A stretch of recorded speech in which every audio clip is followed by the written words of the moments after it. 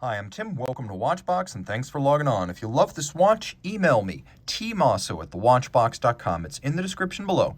Your purchase and pricing email question line for buying this or any watch you see on any Watchbox platform. Please reach out to me directly. Email tmosso@thewatchbox.com for pricing. Today, we're discussing the Kurono Tokyo Seiji. Now, this watch was originally designed for women, and by that, I mean you had to be a woman to sign up to buy it. There was also a weird distribution model whereby a man could nominate women to get on the list for the watch, and that's just a little bit strange. It almost defeats the original purpose, but I'm here to remind you that we are a pre-owned vendor, so you can buy it straight from us without politics, and I'm going to go so far as to opine that after the year of the Tiffany dial Nautilus and Oyster Perpetual, this particular blue no longer seems terribly effeminate. So 37 millimeters in stainless steel, the watch is 11.1 millimeters thick and 43.7 millimeters from lug tip to lug tip. There's a 20 millimeter spacing between the lugs, and not only do I consider this very much a watch a man could wear, you can see that the color of my cuff almost perfectly matches the color of the dial. Now, the watch is small enough that, yes, a woman could easily wear this watch. Being less than 44 millimeters across the wrist, it's a throwback to a different time. But then again, so is the case size of 37 millimeters. Long was it considered standard for a man to wear a watch this size, and I think in 2022, we're at the point where 37 actually seems like a really good size for a guy to get back into. And you can see that it's low enough to fit underneath the cuff, so no issues there. I like this watch a lot, and that includes the white strap. Again, this was considered to be a softer color for female buyers, but you forget, I come from Watch You Want down in Florida, and at Miami Beach, this thing would have been the setup. White strap, a lovely, almost celadon blue dial, and on the Art Deco strip of Miami Beach, an Art Deco dial would have fit the atmosphere to a T.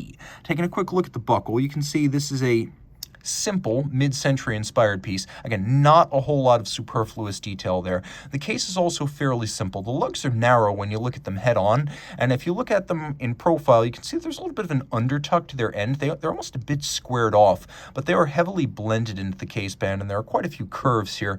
The bezel's barely there, domed profile, though it's nearly flat in profile, and you can see that this is a vintage-inspired watch, so it has an unsigned domed crown. There's a dramatically boxed cambered sapphire that's clearly designed to register as a vintage plexiglass.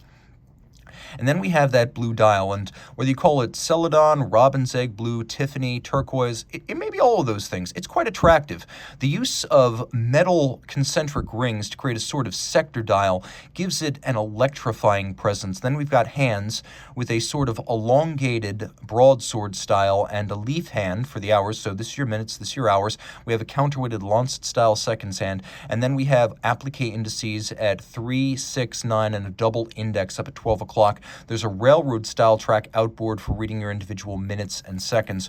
Turn it all over. It's important to remember where this watch came from.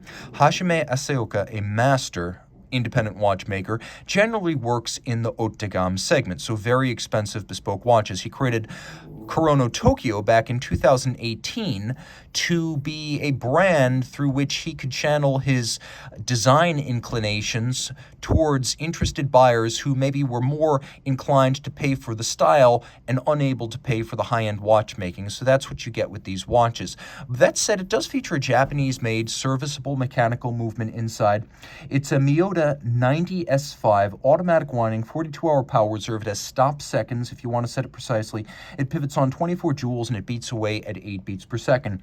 It is a 30-meter water-resistant dress watch, and once again, I really do think this is pretty cool. Whether you're a man or a woman, I think this style is safely unisex, and you're going to save one heck of a pile, not just compared to Hajime Asaoka's other watches, but compared to those Tiffany dial Pateks and Rolex out there. Reach out to Team Mosso at thewatchbox.com for purchase and pricing details.